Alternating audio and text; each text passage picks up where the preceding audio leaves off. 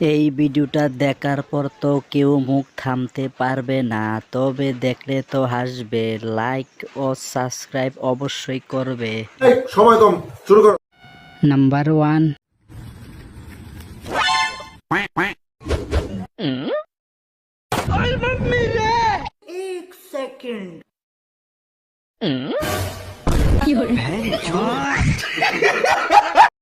Number 2।